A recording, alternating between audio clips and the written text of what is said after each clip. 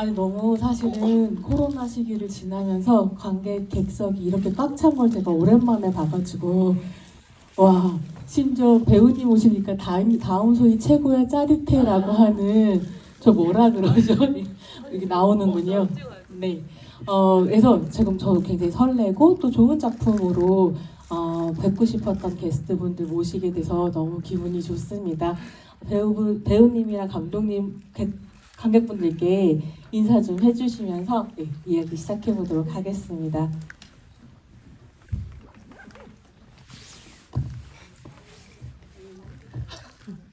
안녕하세요. 전 다음 소희에서 소희 역할을 맡은 김시은입니다. 오늘 이렇게 많은 관객분들이 와주실 줄 몰랐는데 너무 관객석을 꽉 채워주셔서 너무나 감사드리고요. 오늘 어떻게 다음 소희를 보셨을지 너무 궁금한데요. 재밌는 이야기 많이 하고 갔으면 좋겠습니다. 오늘 와주셔서 너무 감사합니다.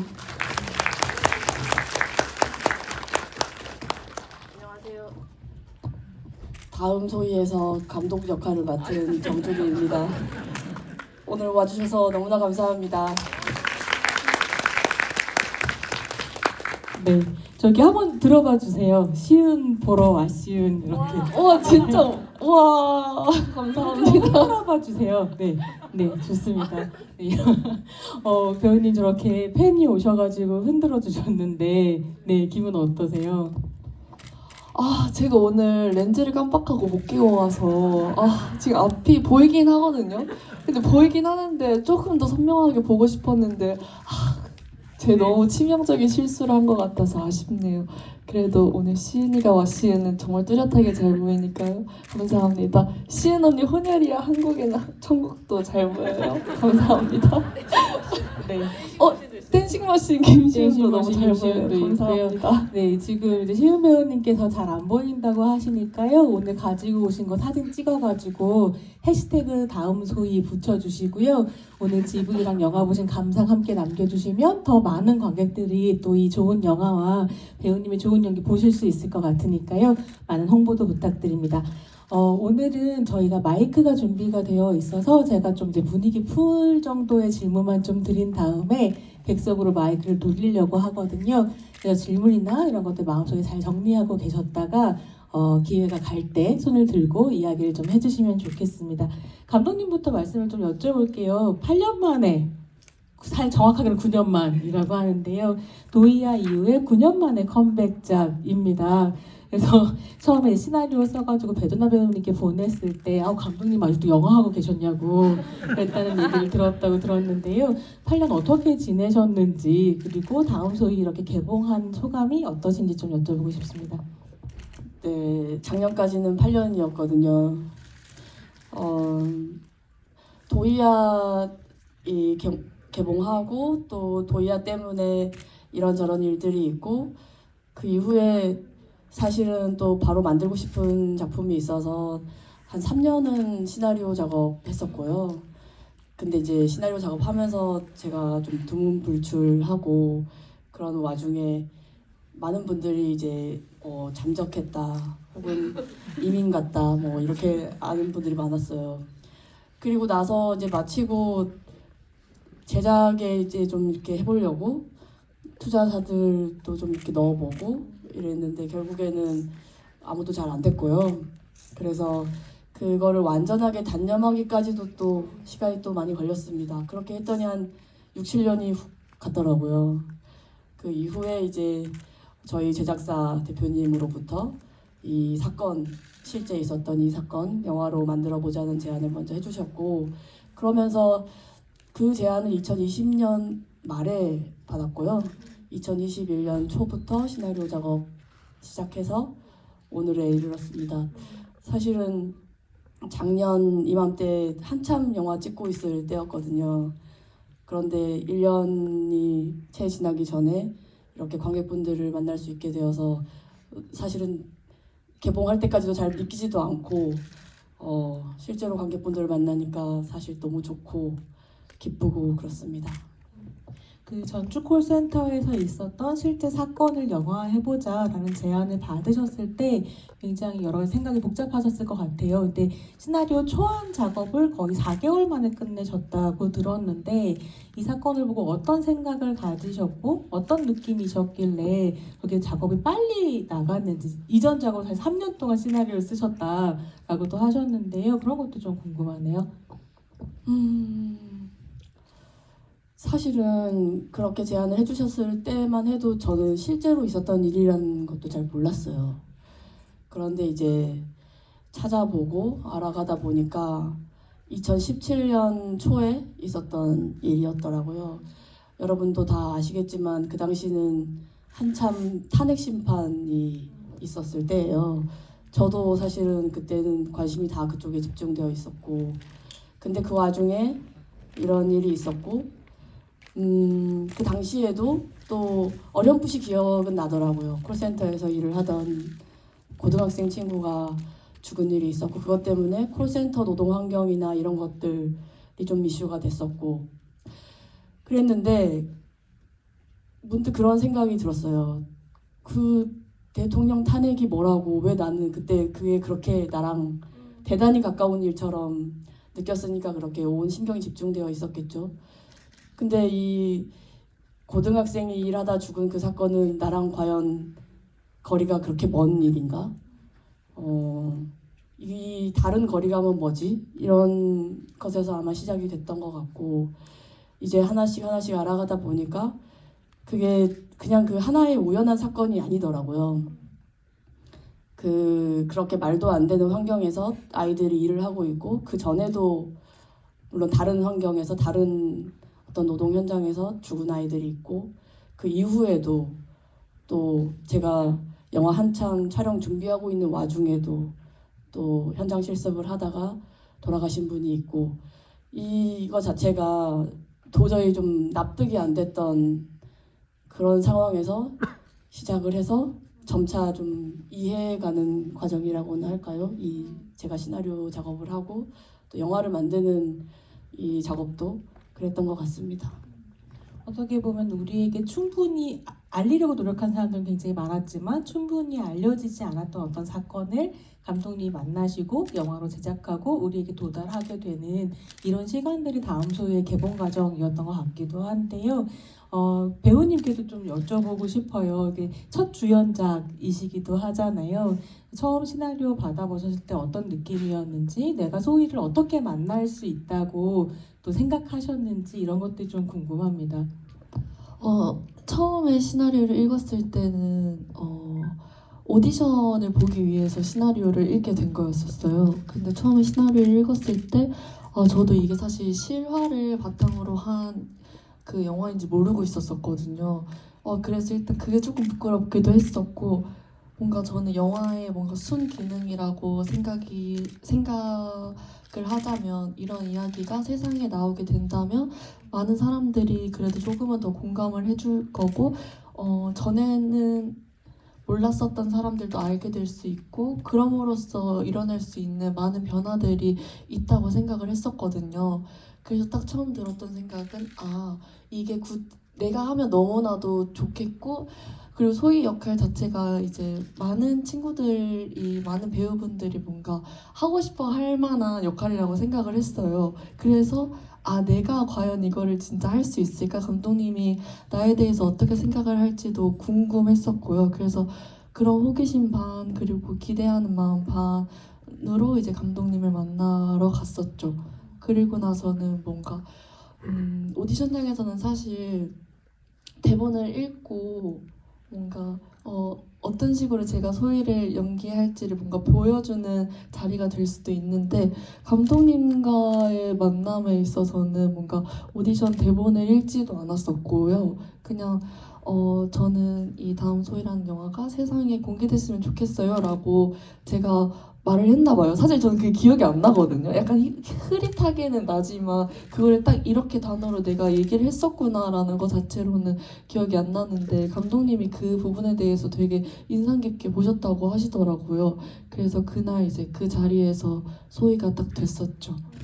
아, 그러면 특별히 오디션장에 가서 어떤 장면을 연기했다던가 보통 왜 대본 연기하고 네. 자유 연기하고 이렇게 맞아요, 하잖아요. 맞아요. 그걸 안 하신 거예요? 네, 그거를 따로 하지 않았고 제가 생각하는 소희의 모습을 감독님한테 뭔가 이 장면에서는 소희가 이런 감정을 느꼈을 것 같다 뭐 이런 식으로도 얘기를 했었던 것 같고 그냥 사소한 대화를 나눴었던 것 같은데요, 평범하게. 그쵸?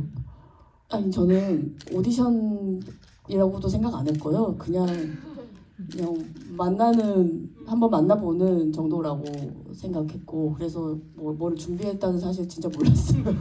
저는 이제 거기 나와 있는 대본들을 다 그러니까 외운 건 아니지만 그래도 감독님이 딱 어떤 이 장면 보여줄 수 있어 하면은 아, 그거 보여드려야겠다 로 생각했고요. 그리고 소희가 춤을 잘 추는 친구잖아요. 그래서 아, 장기자랑에서 뽐냈던 걸 하나 이제 뽐내봐야겠다라고 생각을 했었었죠. 전혀 시킬 생각도 없었고 전혀 몰랐어요. 진짜 아까 말했듯이 정확한 말은 소희가 꼭 세상에 나왔으면 좋겠어요 였어요. 근데 그 말을 듣는 순간 굉장히 비범한 친구라고 느꼈고요. 물론 이제 대화 자체는 되게 물 흐르듯이 지나갔지만 뭐랄까요, 굉장히 객관적으로 지금 이 시나리오를 대하고 있고 그리고 가장 중요한 것은 영화가 제대로 완성되는 것이란 거를 이미 잘 알고 있구나 이 친구가. 그리고 또 8년 전에 제가 시나리오를 배두나 배우에게 예전에 도이아라는 영화 시나리오를 보내고 그때 나중에 처음 만나서 들었던 얘기가 왜 내가 누군 줄 알고 이런 선택을 했냐 그렇게 물어봤을 때 이 영화 꼭 극장에 걸려야 된다 이런 말을 했었거든요. 약간 그런 기시감도 있고 아, 뭔가 이 친구 좀 비범하다라고 느꼈던 것 같아요. 어디 인터뷰에서 감독님이 그런 얘기 하셨어요. 그러니까 김시은 배우를 만나고 나서야 소희가 비로소 어떤 사람인지 내 머릿속에 그려졌다. 그래서 아, 이 사람을 봤고 이 사람이 소희다라고 했을 때 내가 그린 소희의 이미지에 이 사람이 맞는다가 아니라 이 배우가 소희다라고 느끼셨다고 얘기하시는 걸 들었거든요. 배우님 그 얘기 지금 처음 들으신 건가요? 네, 그런 것 같은데요. 모른 척 연기하는 거잖아요. 감독님 천상 배우네요. 이렇게 많은 사람들 감독님. 아니, 그러니까 정확하게 말씀드리면 사실은 그 되게 캐스팅 초기였었고 저도 엄청난 오디션을 볼 거라고 각오를 단단히 하고 있었고 그렇게 어떤 스타트 같은 자리였고요. 그래서 가벼운 만남이라고 처음에 생각했고 그런 상태였는데 그래서 제가 생각하는 소희의 모습이 머릿속에 확실하게 있고 이 친구를 찾았다 이런 느낌이라기보다 모르겠어요. 어떤 좀 막연하고 뭉뚱그려져 있는 그런 인물이었을 수도 있는데 그 자리에서 김시은이라는 배우가 소희를 보여준 게 아닌가 나에게 나중에는 그런 생각이 들었습니다. 배우님은 내가 소희일 수 있다라는 느낌이 어떻게 오셨어요? 아까 이제 많은 배우들이 이 배역을 탐낼 텐데 내가 제일 잘할 수 있다. 그런 생각 진짜 한 번도 해본 적 없고요. 그래서 감독님, 그러니까 어쨌든 정주리 감독님과 배두나 선배님이 다시 같이 하시는 것도 알고 있었기 때문에 더더욱 내가 소희랑은 조금 하기 어려울 수 있겠다라는 생각을 가지고 이제 오디션을 보러 갔었죠, 저는. 그랬는데 너무 감사하게도 딱 소희 같다고 해주셔가지고 그래서 좀 감사했어요. 전 진짜 행운이었던 것 같아요. 약간 뭐랄까 감독이 배우를 알아보는 순간이라고 하는 건 전 천운이라고 생각하는데 그 천운이 있었기 때문에 다음 소희라는 작품이 이렇게 우리에게 또 다가올 수 있는 부분이 있구나 라는 생각이 좀 들기도 하고요. 배우님 천상 배우신 것으로 네. 깜빡 속았지 뭐예요. 처음 들으셨구나. 네, 근데 이제 어쨌든 이 작품에서 굉장히 인상적인 부분이라고 하는 건 아마도 배두나가 너무 늦게 나온다였던 것 같아요. 그래서 많은 분들이 1시간을 봤는데 아직도 배두나가 안 나왔다. 근데 그 어떻게 보면 그렇기 때문에 이 작품 자체가 두 개의 시간성으로 구성이 돼요. 소희의 시간과 유진의 시간이란 두 개가 있고 어떻게 보면 이게 감독님한테 꼭 필요한 현실이 아니었을까라는 생각이 들기도 했어요. 그래서 이 그러니까 홍수연님이시죠. 돌아가신 분이. 그래서 홍수연님의 죽음을 영화로 옮기겠다라고 생각하셨을 때 이 형식이어야만 했다라고 하는 게 있었는지 좀 궁금합니다. 아까도 잠깐 말씀드렸듯이 그게 그 하나의 충격적인 사건이 가장 중요했으면 또 얘기가 달랐을 것 같아요. 그런데 제가 늦게 알게 된 것도 있고 그 늦게 알게 된 그 시간 동안 비슷한 일이 또 반복됐던 것도 있고 또 가장 마음에 계속 남았던 거 그리고 뭔가 그런 표현을 한 적이 있는데 뭔가 목구멍 깊숙이에 있는 뭔가가 자꾸 이렇게 끌어당기는 듯한 느낌을 받았는데 그게 이 하나의 되게 비극적인 사건도 있지만 왜 아이들이 이런 곳에서 일을 하고 있지? 하는 것 그리고 그 사실은 이제 학교에서 아이들을 보냈다는 거고 그것은 우리 사회의 이 교육 시스템 안에서 지금 벌어지고 있다는 거잖아요. 이게 그냥 누군가 한 사람의 우연한 일이 아닌 거예요.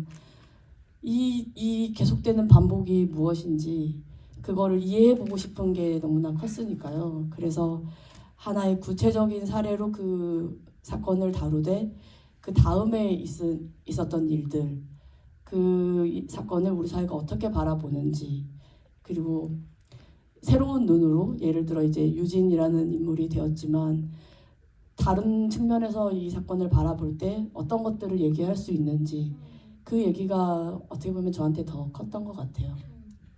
저는 보면서 이 뒤늦게 온 베두나의 신체라고 하는 것이 정말 이미 늦음이라는 감각을 관객인 저에게 굉장히 크게 줬고 이미 늦었으므로 더 이상 늦어지면 안 되겠다라는 이제 마음을 또 품게 한 부분이 있었던 것 같아요. 근데 그리고 또 영화가 이런 형식을 사실 가지고 있기 때문에 전반부가 오롯이 저는 한편은 소희의 시간이었음과 동시에 김시은의 시간이었다라는 생각을 하기도 했고 또 좀 놀라웠거든요.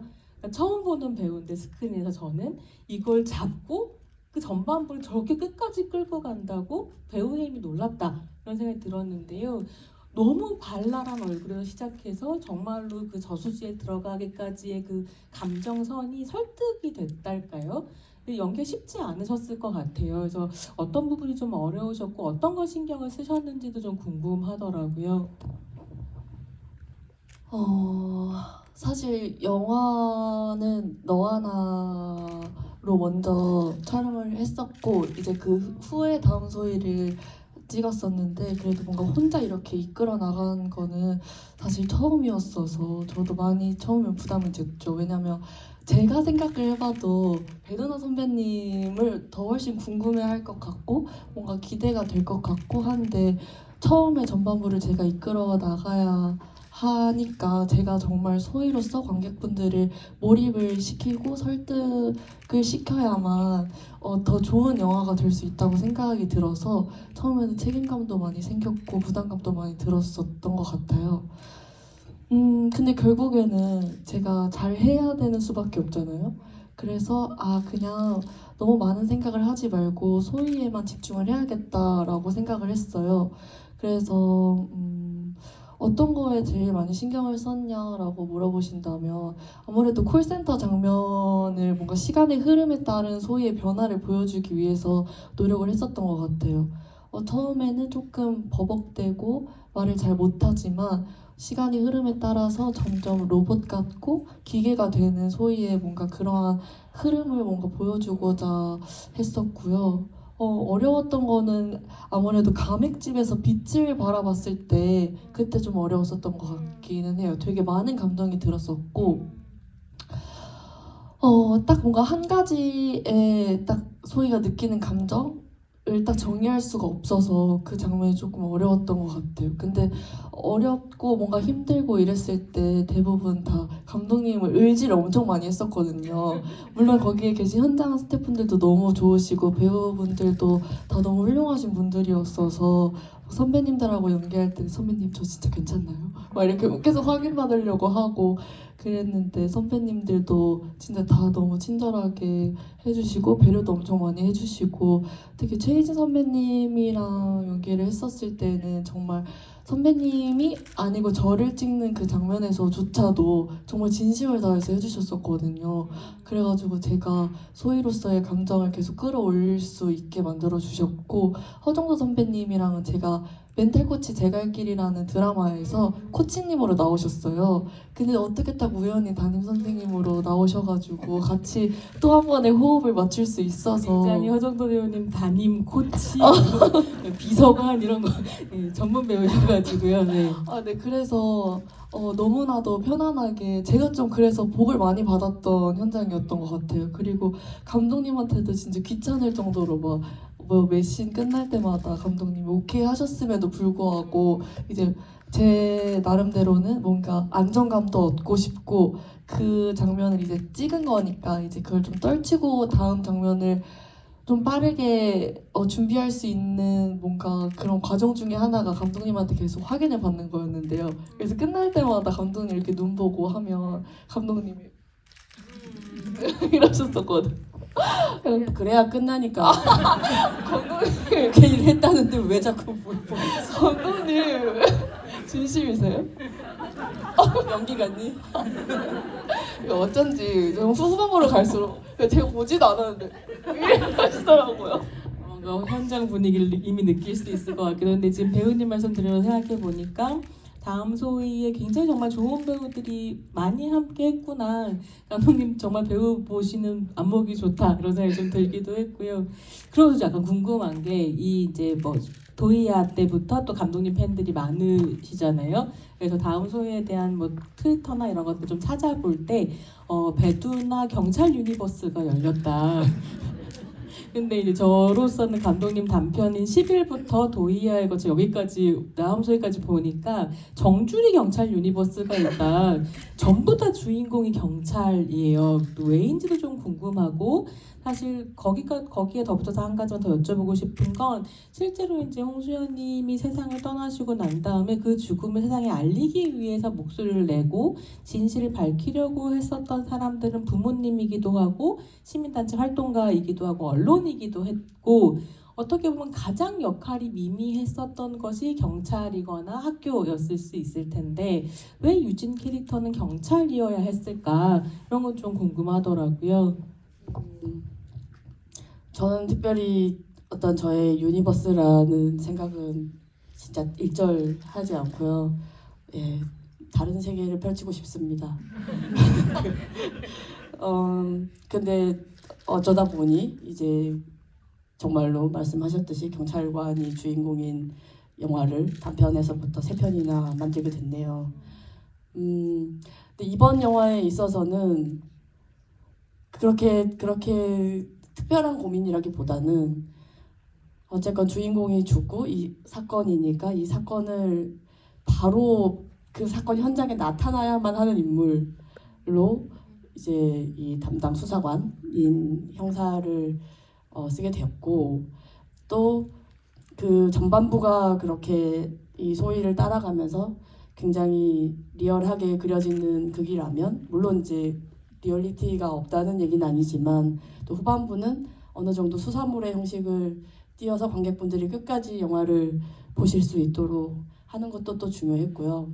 또 한편으로는 그 인물이 공직에 있는 사람이면 좋겠다고 생각했어요. 그 말씀하셨듯이 실제로는 유가족분들이 노력하신 것 그리고 또 취재하시는 기자분들 시민단체 또 노동계에서 고생하셨던 분들 그분들이 사실은 이 유진이란 인물의 모티프였고 그분들을 다 이렇게 끌어 담아서 만든 인물이기도 해요.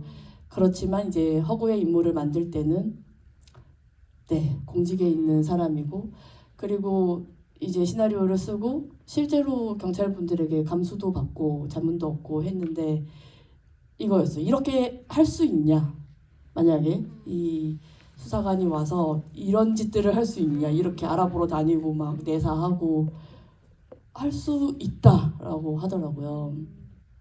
하지만 99%는 그렇게 안 하는 거죠. 그 프로토콜이 있고 매뉴얼이 있으니까. 근데 할 수도 있는 거예요.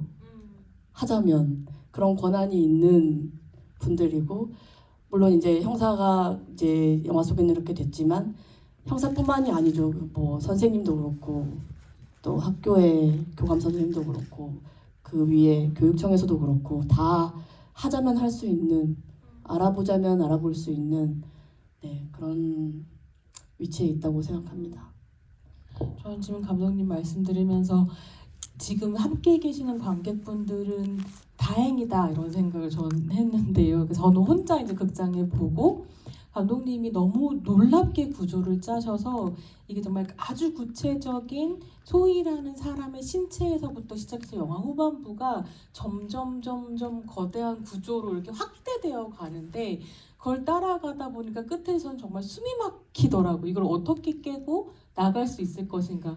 근데 영화가 정말로 현실을 그대로 반영하면서 안 깨고 거기서 탁 끝나버리는데 집에 어떻게 가야 될지 사실 막막한 느낌이기도 했거든요. 근데 함께 모여서 영화를 보고 이야기를 나눈다는 건 그 감정들을 정리하고 우리가 어떤 이야기를 이제 이후로 할 것인가를 좀 함께 나눌 수 있다는 점에서 좋은 시간이 아닌가 이런 생각이 좀 들고요. 이 마음을 담아서 이제 객석으로 좀 마이크를 돌리고 싶은데요. 네, 제일 먼저 손을 들어주신 분이 여기 저희 마이크 하얀 마스크 쓰신 머리 긴 분 부탁드립니다. 네, 안녕하세요. 감독님, 정말 도이아 이후로 감독님 차기작을 정말 오랫동안 기다려온 팬입니다. 진짜 이민 가신 줄 알고.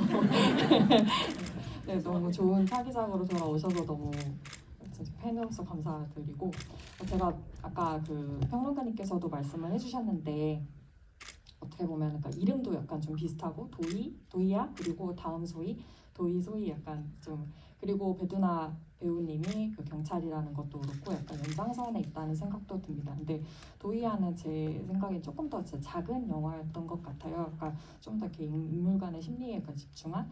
근데 이번 영화에서는 그 평론가님께서 말씀하신 것처럼 소희라는 인물로 시작해서 굉장히 거대한 이야기로 이제 사회 구조로 이제 가게 되는 그런 영화였던 것 같은데, 제가 궁금한 건 아까 이제 평론가님께서는 이제 왜 경찰이었냐라고 했는데 저는 왜 유진인가에 대한 질문을 좀 드리고 싶습니다. 왜냐하면 유진이라는 인물을 처음 보면 굉장히 관성적이고 그다음에 전사도 잘 나와 있지 않아요. 뭐 어머니 얘기가 잠깐 언급되지만 어떤 일이 있는지 잘 모르고, 근데 뭔가 이렇게 그 약간 발화점이라고 해야 될까요? 약간 임계점을 넘어가면서부터 그 베두나 배우님이 이렇게까지 소리를 막 치면서 연기한 적이 있었는가 싶을 정도로 굉장히 이제 끌어오르는 연기를 했는데, 감독님이 생각하신 유진이 왜 유진인가, 그리고 왜 유진이 어느 지점에서 분노하게 되었는가, 그 부분에 대한 말씀을 좀 듣고 싶고, 김시은 배우님께는 간단한 질문, 가벼운 질문인데 저도 사실 베두나님 보러 왔다가 김시은님 팬이 되어가는 것 같은데 춤 연습은 얼마나 하셨는지 궁금합니다. 네, 영화 잘 봤습니다. 유진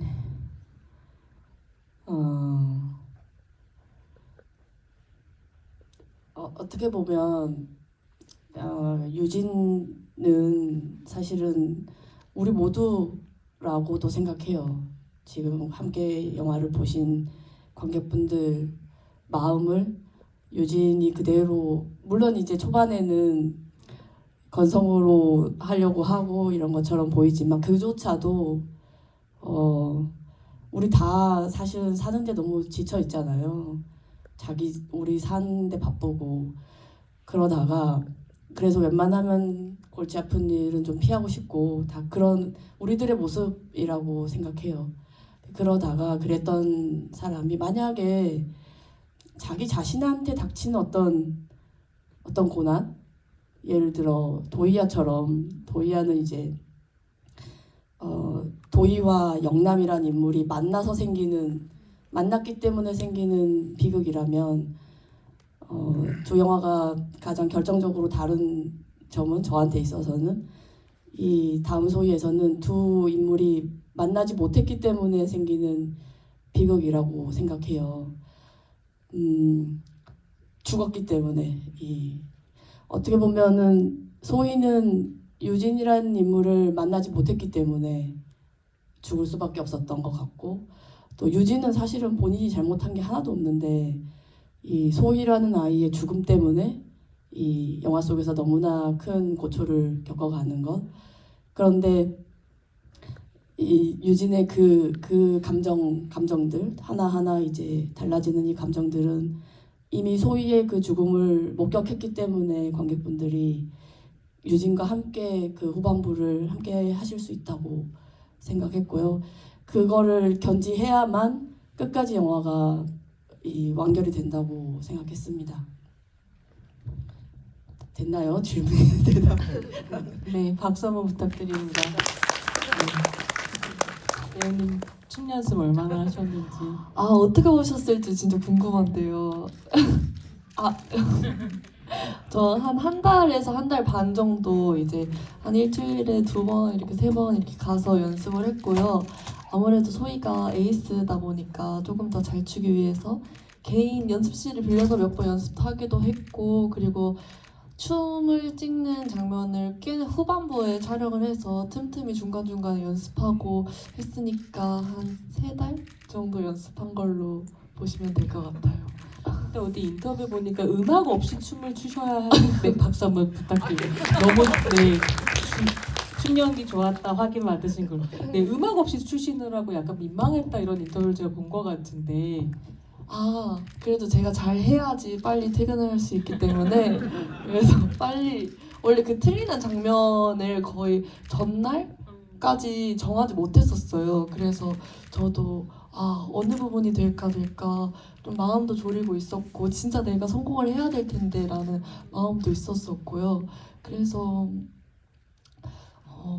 무반주로 하는 거는 사실 엄청 민망하거나 처음에야 조금 민망했는데 갈수록은 이제 이걸 내가 잘 해야지 빨리 모두 다 즐거운 마음으로 퇴근할 수 있으니까 잘 해내야겠다라는 마음으로 정말 마지막엔 열심히 했던 것 같아요. 그러니까요, 진짜로 성공을 못했던 거예요. 이거 비밀로 하려고 했는데 제가 그래서 그거 끝까지 말 안 한 거란 말이에요. 그렇구나. 미안. 네, 네, 여기 아까도 저랑 눈을 마주치고 계셔가지고요. 네, 회색 옷 입으신 분 부탁드립니다. 좋은 연기와 좋은 영화 정말 잘 봤습니다. 배우님과 감독님께 영화의 한 장면을 가지고 한 가지씩 다 질문을 드리고 싶은데, 영화에서 소희가 그 강변 쪽에 그 가게에서 술 마시다가 발에 햇빛이 들어오고 햇빛이 들어오는 바깥쪽을 바라보는 장면, 그리고 이후에 유진이 그 같은 가게에 가서 술을 마시다가 또 발 쪽에 햇빛이 들어오고 또 창문을 바깥쪽을 바라보는 장면이 있는데, 이 두 장면이 영화에서 구도나 컷이 완전히 똑같아서 되게 의미심장했는데, 또 보통 영화에서 햇빛이 사람에게 뭔가 비춰지는 장면은 보통 희망이나 약간 구원 같은 긍정적 의미가 있는데, 작중에서 소희는 그 사건들을 다 겪고 3일 휴가를 받고 그 이후에 죽음을 선택하고, 유진은 회사도 가고 학교도 갔는데 전부 책임지고 사과하는 사람이 없다는 것을 알게 되는 가장 절망적인 상황이어서 그런지 더 아이러니하고 슬프게 느꼈습니다. 그래서 감독님은 이 장면을 통해서 담아내고 싶었던 연출 의도가 궁금하고, 배우님은 이 장면을 연기하셨을 때의 감정에 대해서 여쭤보고 싶습니다. 질문 좀 약간 두서없었네요. 죄송합니다. 네, 좋은 질문 감사합니다. 방금 관객분이 거의 다 말씀을 해주신 것 같아요. 진짜로. 특별히 제가 명확하게 어떤 의도를 갖고 그 장면을 구성했다기보다는 그날은 사실 이제 우리가 영화를 다 봤으니까 마지막 날이잖아요. 소희의 마지막 날에 마지막 햇빛, 그 저물어가는 해니까 그 햇빛이 마지막에 발에 닿으면 어떨까. 그리고 저는 이제 제 생각은 그게 이 아이한테 위로가 될까? 그 순간은 그래도 따뜻한 빛이 머물고 있는 그 잠깐의 순간이지만 아니면 그조차도 전혀 위로가 되지 못할까? 아까 김시은 배우가 그 장면을 연기하면서 너무나 복잡했고 뭐 여러 가지 감정이 들었다고 했는데 저도 어떤 감정일지가 궁금한 마음이 더 컸어요. 그 장면을. 그래서 좀 더 그래서 더 안타까운 것도 있고 안쓰러운 것도 있고 그렇게 해서 담은 장면이고요. 또 연출하는 입장에서는 그 전까지의 장면들과의 대비도 또 있습니다. 그리고 이어지는 이제 저수지에서의 그 차갑고 또 고요하고 하는 것과의 또 대비도 있고요.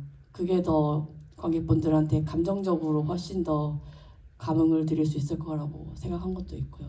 또 말씀하셨듯이 이제 유진에게도 같은 장면이 반복이 되는 그 지점에는 그제까지의 유진의 여정 끝에 이제 그곳에 가게 되는 건데 이미 내내 죽은 소희를 뭔가 쫓아가듯이 그렇게 왔던 유진이 그 순간만큼은 죽었건 아니면 어쨌건 간에 이 소희라는 아이의 존재를 느끼는 그런 순간이 될 거라고 생각했어요. 그랬으면 했고요. 저는 그 장면을 찍었을 때 진짜 복잡한 마음이 들기도 했는데 먼저 빛이 딱 발에 들어왔을 때는 따뜻하다 이런 느낌이 들었던 것 같아요. 근데 결론적으로는 그 빛이 저한테는 전혀 뭔가 위로가 되거나 물론 순간의 위로는 될 수 있었겠죠. 근데 그 빛으로 인해서 뭔가 내가 구원을 받았다라는 느낌 아니면 내가 이 빛을 통해서 다시 한번 내일을 살아가야겠다는 뭔가 의지나 뭔가 이런 희망 같은 그 순간까지 가지 못했었던 것 같아요. 근데 그냥 우연히 발에 빛이 떨어졌고 그 빛이 너무나 따뜻해서 그냥 한번 그 빛을 쳐다봤는데 그냥 그때 저의 상태는 되게 무기력했던 것 같고요. 힘도 없었던 것 같고 그래서 제가 되게 복잡하고 딱 하나로 설명할 수 없다고 했던 것 같은데요. 그래서 저는 오히려 궁금해요. 관객분들이 그 빛을 봤을 때 어떠한 감정들을 느끼실지. 제가 느꼈던 소희의 감정도 분명하게 있지만 그 빛을 바라봄으로써 관객분들이 어떻게 느꼈을지도 궁금하거든요.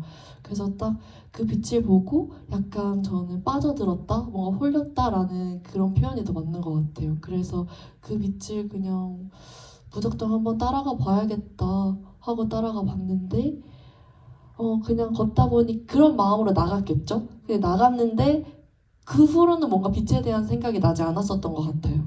그냥 걸었고 걷다 보니 저수지가 나왔고 눈이 내렸고 또 그렇게 저수지로 뭔가 빠져들었던 것 같아요. 그래서 저는 어쩌면 소희가 그날 딱 내가 계획적으로 나 이날 자살을 해야겠다가 아니었다고 생각해요. 감사합니다. 네, 감사합니다. 주기 네, 안경 쓰신 분 부탁드립니다. 네. 일단 영화 너무 잘 봤고 저 배우님한테 여쭤보고 싶은 게 있는데 사실 소희라는 허구의 인물을 이제 연기를 하시면서 사실 제가 정말 반복 빠져서 봤거든요. 그래가지고 소희에 대해서 계속 생각하다가 배우님이 그려셨던 소희한테는 처음부터 끝까지 굉장히 많은 변화가 있었는데 그래도 그 와중에도 소희가 가지고 있었던 되게 고유한 것? 바탕? 아니면 뭐 일종의 주대? 주대라 해야 되나요? 하여튼 그런 베이스를 어떤 거를 생각하셨을지 감정이라든지 아니면 상황이라든지 성격이라든지 이런 거 궁금해져가지고 네 여쭤보고 싶었습니다. 너무 오늘 인상 깊게 봤습니다. 감사합니다. 중심을 가졌던 거요. 아무래도 하고 싶은 거를 꼭 해내야 꼭 하고 싶은 그런 약간 열망 같은 게 있었던 것 같아요. 그렇기 때문에 춤도 그렇고 또 일도 잘 하고 싶었는데 그게 안 되니까 그것도 좀 마음적으로 힘들었었던 것 같고요. 그래서 새 팀장님한테도 싸워보고 그냥 일도 엄청 열심히 해봤다가 그냥 아예 놔버렸다가 그냥 엄청 그냥 약간 발악 아닌 발악을 많이 했던 것 같아요. 그래서 소희가 뭔가 가지고 있는 중심이라고 한다면 하고 싶은 거는 꼭 하고 싶은 아이라고 말할 수 있을 것 같아요. 감사합니다. 네. 맨 뒤에 계시는 분 뭐라고 쓰고 써? 김시은 만세인가요? 네, 꾸준히 옆간에서 울다 와시은을 들고 있던 네, 감사합니다. 관객이고요. 네, 길을 잘못 드는 바람에 옆간에서 보고 왔습니다. 아 진짜요? 네, 그래서 조용히 어둠을 뚫고 올라왔는데요. 네, 일단 영화를 너무 잘 만들어 주시고 잘 연기해 주셔서 감사드립니다. 저 오늘 정말 통곡을 하다가 가는 것 같은데, 네, 또 이 배우님의 상큼함에 어질어질한 상황이고요. 네.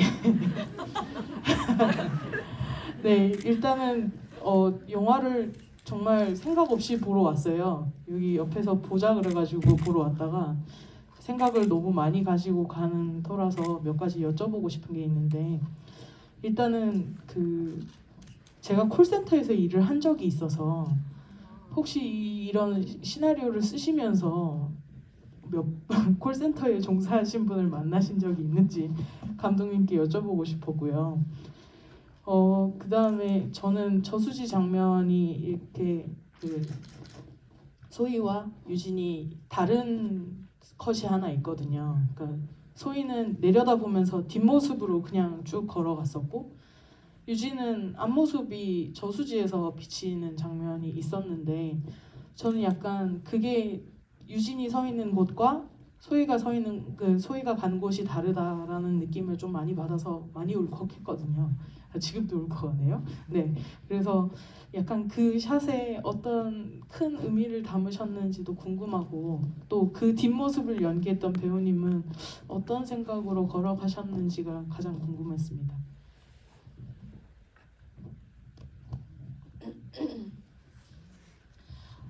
우선 콜센터에 일을 하신 분을 시나리오 쓰면서 만난 적은 없습니다. 제가 콜센터에 가본다거나 또 심지어는 상담 전화를 해본다거나 이런 사실도 없어요.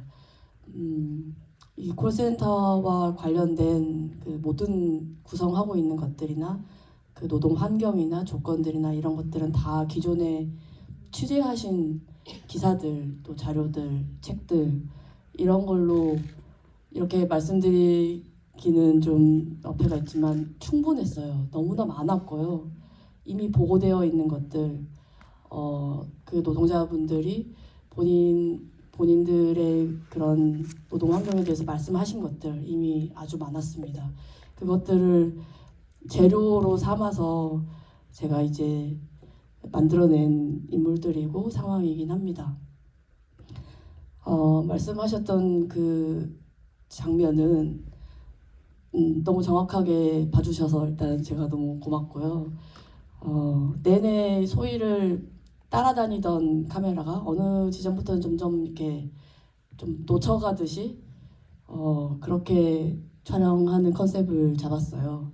그래서 마지막 순간에는 완전히 멈춰서서 떠나가는 아이를 바라보게 되는 우리 모두가 그렇게 마지막 장면을 만들었고요. 그리고 그 장면이 끝나고 이 완전히 암전이 된 다음에는 반대편에서 그 저수지의 반대편에 이 카메라가 위치하고 가장 넓은 사이즈로 이 저수지 전체를 담으려고 했습니다. 그리고 거기로 유진이 들어오게 되는 장면이었고요.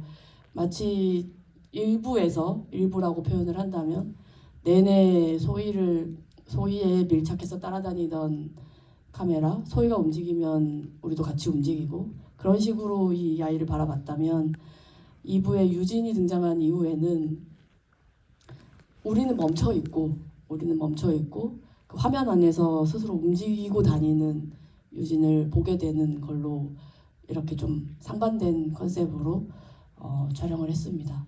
그런데 이제 마지막에 이르러서는 유진이 감정이 동요하고 움직임에 따라서 그때는 카메라가 따르기도 하고요.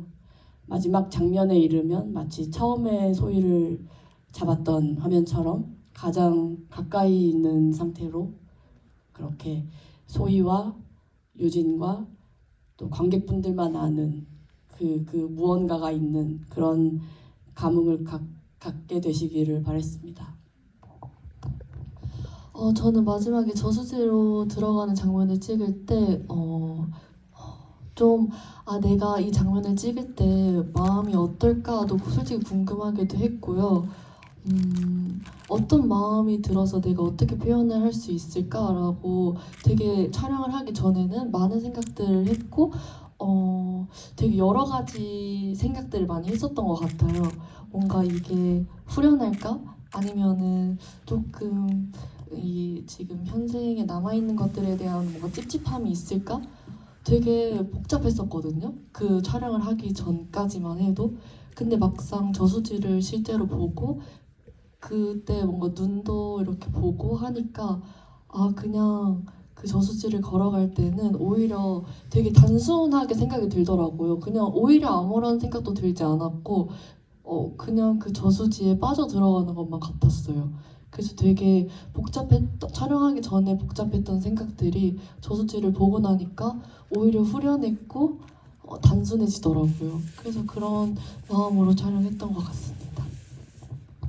네, 아까 너무 열광적으로 손을 들어주셔서 맨 앞에 계신 선생님 가고 제 생각에는 한 질문 정도 더 받을 수 있지 않을까 싶은데요. 네. 네, 영화 정말 잘 보았습니다. 저도 특성화고를 올해 졸업한 20살로서 제 주변에 취업한 친구들도 생각이 많이 나고 그래가지고 울기도 하고 정말 여러 감정을 느끼면서 영화를 보았던 것 같습니다. 소희랑 만날 수 있게 해주셔서 배우님께도 감독님께도 감사드립니다. 감독님께 질문 2개 드리고 싶은데요. 저기 시간이 많잖아요. 네. 너무 좋아요. 다시 한번 부탁드리겠습니다. 유진이가 형사계로 오게 된 계기인 것으로 추측되는 유진이의 엄마 이야기에 대해서 어떤 배경인지 궁금해서 그 이야기를 한번 듣고 싶었습니다. 네, 생각해 둔 건 있어요.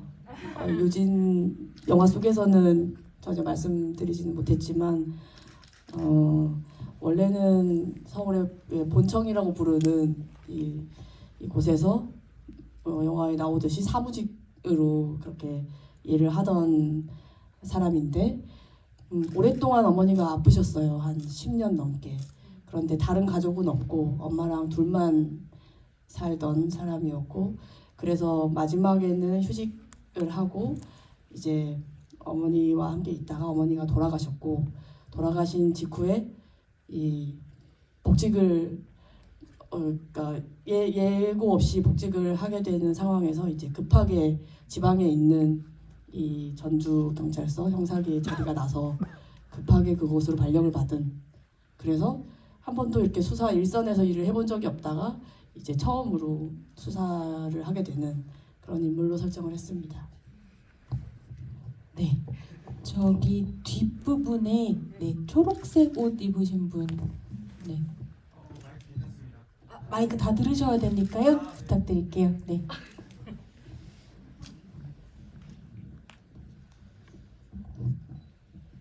네, 아까 앞에 분이 햇살에 관해서 질문을 하셨는데 저는 영화 내내 이제 눈이 나오는 거에 있어서 왜 눈이어야 했을까? 왜 눈을 계속적으로 뿌렸을까? 약간 그런 생각들이 계속 들더라고요. 그래서 감독님에게 눈은 어떤 의미였는지 그리고 배우님께는 연기할 때 아까 저수지 씨는 얘기하셨지만 눈을 볼 때 어떤 감정들이었는지 또 어떻게 연기하셨는지 네, 물어보고 싶습니다. 눈 얘기를 해주셔서 너무 고맙습니다. 되게 신경 썼는데 잘 안 물어보시더라고요. 겨울이기도 하고요. 그래서 이제 연출하는 사람으로서는 욕심이 나죠. 겨울에 표현을 할 때는 네, 그것도 있지만 눈이 갖고 있는 좀 이중적인 이 이미지가 있다고 생각해요. 하나는 너무나 아름답고 눈이 내리는 동안에는 포근하고 뭔가 감싸주는 것 같고 또 위로받는 것 같고 이런 느낌도 물론 있지만 또 그 눈이 내린 다음에 쌓인 눈이 이렇게 녹을 때 그때를 생각해 보면 되게 좀 처참한 그 아래에 있었던 것들이 드러나고 좀 굉장히 더럽고 지저분해지기도 하고요. 이런 좀 서로 상반된 이 면이 있다고 저는 생각하고요. 그거를 이제 좀 영화적으로는 마치 눈이 내릴 때 굉장히 힘든 순간에 눈이 내려서 뭔가 소희가 위로받고 그런 것 같은데 그 다음에는 뭔가 반드시 안 좋은 일이 생기는 또 심지어는 죽음을 예고하는 듯한 그런 장면에 눈을 꼭 오게 했습니다. 근데 실제로 촬영할 때는 한 번도 눈이 안 와줬어요. 그래서 아 뿌리신 거군요. 네, 되게 폭신폭신해 보이더라고요. 네. 연기하실 때 덜 치우셨겠어요. 골목 장면과 같이 함께 눈과 연기 얘기해 주시면 좋을 것 같아요. 눈이요. 제가 사실 눈이 기억나는 장면이 딱 세 번밖에 없는 것 같은데요. 딱 처음에 연습실에서 올라갔을 때 바라봤을 때의 눈, 그때는 되게 눈이 뭔가 포근하다 이런 느낌을 받았었던 것 같아요. 근데 잠깐만요. 왜요? 실제로 연기를 할 때는 눈이 없었거든요. 그러니까 그랬나요? 저 있다고 생각해서 제가 봐요. 천상 배우입니다. 잠깐만요, 진짜 없었다고요? 다 CG예요. 모든 장면의 CG인가요? 그 골목길 눈 장면은 이제 뿌리셨고요. 가짜 인공 눈을 뿌리고 아니 그 인공눈 뿌리셨잖아요. 그 아닌가요? 뿌려 놓은 거죠 거기다. 잠시만요. 제가 지금 거짓말을 하는 아니요, 것 그러니까 같은데. 사실은 배우가 어떤 인물에 들어가고 난 다음에 연기를 하고 나면 완성본으로 확인한다고 저는 생각하거든요. 그 얼마든지 기억이 따뜻하다라고 쓰여질 수 있다라고 생각되지만 일단 그 하늘에 내리던 눈은 CG였던 것으로 네네 얘기 더 계속 들어보겠습니다. 일단 저는 진짜 근데 처음에 봤을 때 그 눈이 내린다고 생각을 했고요. 전 진짜 눈이 오는 줄 알고 그냥 전 포근하다. 소희가 바라봤을 때 그 눈은 포근한 눈이다라고 생각을 했었던 것 같아요. 그 다음에 또 기억에 남는 건 그 학교로 들어갈 때 소희의 발 아래에 깔려 있었던 눈들이 기억이 나거든요. 근데 그거는 가짜 눈이긴 했지만 진짜 같다고 생각이 들었고요. 그리고 마지막에 저수지에서 눈을 바라봤을 때는 그때 눈을 뿌려주셨었어요. 그랬기 때문에 소희가 바라보는 눈? 사실 그때 제가 무슨 감정을 느꼈었는지 잘 모르겠어요. 눈으로 사실 위로를 받거나 이러지는 않았었던 것 같아요. 뭔가 위로를 받았더라면 조금 더 다른 선택을 했을 수도 있겠죠? 그래서 저는 솔직히 좀 부끄럽지만 눈은 그냥 소희의 주위에 있었던 환경이라고 생각을 했고요. 제가 뭔가 소희를 연기함에 있어서 눈에 대한 생각을 깊게 하진 않은 것 같아요. 그냥 눈은 눈이고 눈이 왔네? 약간 이 정도였던 것 같습니다. 눈이 가지고 있었던 굉장히 깊은 이중적 의미는 감독님 마음속에만 있었던 것을 제가 그것까지 네, 마무리해야 되지만 너무 강력하게 들고 계셔서요. 여기 앞에 계시는 분 진짜 마지막으로 짧게 질문 듣고 답변 듣고 마무리하겠습니다. 네, 영화 잘 봤습니다. 사실 소희가 힘들다라고 어떻게 보면 마지막으로 말했던 게 차 안에서 부모님한테 나 회사 그만두면 안 되라고 했었는데 그때 부모님은 듣고도 모른 척을 하셨거든요. 그게 왜 그랬던 건지 궁금합니다. 감독님 여쭤볼게요. 사실은 너무 죄송스러운 장면이에요. 그 장면이 사실은 못 들으셨을 거라고 생각해요. 그 장면에서 너무나 차 안이 시끄럽고 경황도 없고 그리고 사실 그 장면을 위해서 그 전에 왜 같이 밥을 먹다가 물끄러미 그냥 보고 있는데 뭐라고 하는 그 말씀을 하시는 장면이 있잖아요. 그러니까 엄마의 어떤 하나의 습관처럼 뭔가 바로 대답을 해줘야 된다. 왜 어른들은 종종 그런 분들 있잖아요. 저도 나이를 먹으니까 저도 그렇거든요. 일단은 그냥 대답 하고 대답하는 그런 것들, 그런 버릇 같은 거라고 일단 표현을 한 건데 그 장면에서는 실제로는 들리지 않았는데 뭔가 하니까 일단은 뭐라고? 라고 하셨다고 그린 거예요. 근데 이제 어쩔 수 없이 영화에서 표현을 하다 보니 소희가 무슨 말을 했는지는 관객분들은 들어야 해서 그게 이제 또렷하게 들리는 걸로 돼서 실제로는 너무나 죄송한 마음이 크고요. 한 가지 생각해 주셨으면 하는 거는 소희는 알 거예요. 엄마가 왜 그렇게 그냥 반사적으로 반응했고 그리고 지금 잘 안 들렸다는 것도. 근데 왜 더 큰 소리로 말하지 않았을까? 한 번 더 얘기하지 않았을까? 소희는 왜 그랬을까? 그럴 수밖에 없었기 때문에 그랬겠지 하는 정도로 이해를 해주시면 고맙겠습니다. 오늘 대화 마무리하기 전에 배우님 영화에서 제일 좋아하는 장면이 뭔지 연기하면서 딱 이게 내 몸에 탁 붙었다라고 느꼈던 순간이 있었는지 이거 마지막으로 좀 여쭤보고 싶습니다. 저는 영화를 한 5번 정도 봤는데요. 그 볼 때마다 좋아하는 장면들이 바뀌어가지고 또 다음에 보면 또 바뀔 것 같기는 하지만 뭔가 착 붙었다라고 생각이 들었었을 때는 최희진 선배님과의 그 싸움에 있어서 딱 그런 느낌을 받았었던 것 같고요. 워낙 에너지도 좋으시고 해서 진짜 새 팀장님 같고 약간 화도 나고 약간 그런 뭔가 표출을 하는 너무 잘하시죠. 진짜 뭔가 소희로서 표출을 하는 장면들이 별로 없는데 그때 딱 뭔가 표현을 하고 소희로서 하는 것 같아서 그 장면이 기억에 남고요. 또 좋아하는 장면은 전 저수지로 들어가는 마지막 장면도 좋아해요. 그 뒷모습 좋아합니다. 두 분한테 박수 한번 부탁드립니다. 사실 정말 시간만 있다면 손 들어주신 분들 모두 마이크 드리고 싶은데 그러지 못해서 너무 죄송하고요. 대화 마무리하면서 하시고 싶으셨던 말씀 한마디씩 마무리 부탁드리겠습니다.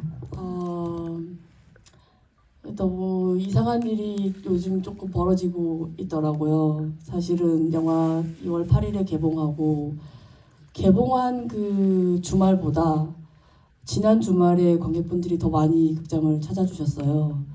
너무 놀라운 일이고 오늘 와주신 관객분들 마음 하나하나 어떤 마음으로 이 영화를 보러 오셨을지 제가 다는 몰라도 어느 정도는 또 헤아릴 수 있을 것 같아요.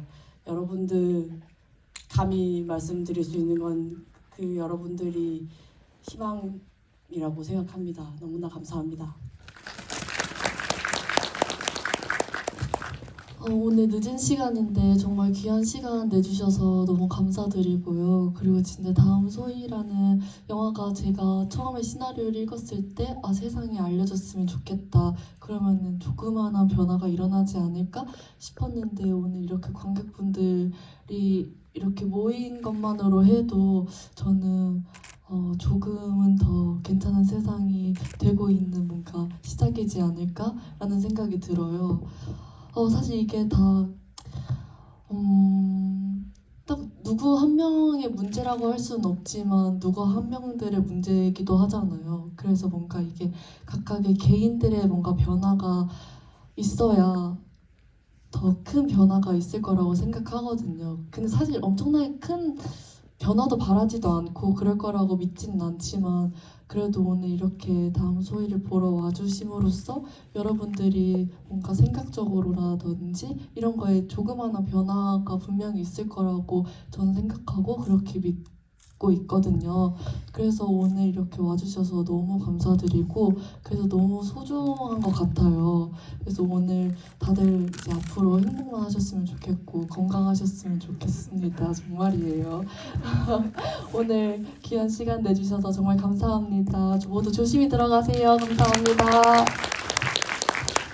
네, 다음 소희가 지난주보다 이번 주가 더 많이 본 영화이고 다음 주에는 또 더 많은 관객들이 찾아오실 수 있도록 SNS와 기타 등등의 입소문 부탁드리고요. 저 정말 이 영화를 보고 영화가 사회를 바꾸는 힘을 다시 한번 믿어보고 싶다라는 생각을 좀 했는데요.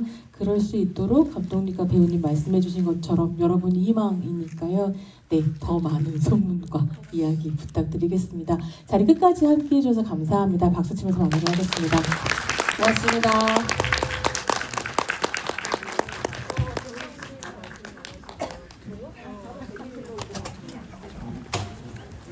저희 나가시는 분 왼쪽이고요. 나가시는 동안 저희 뭔가 준비한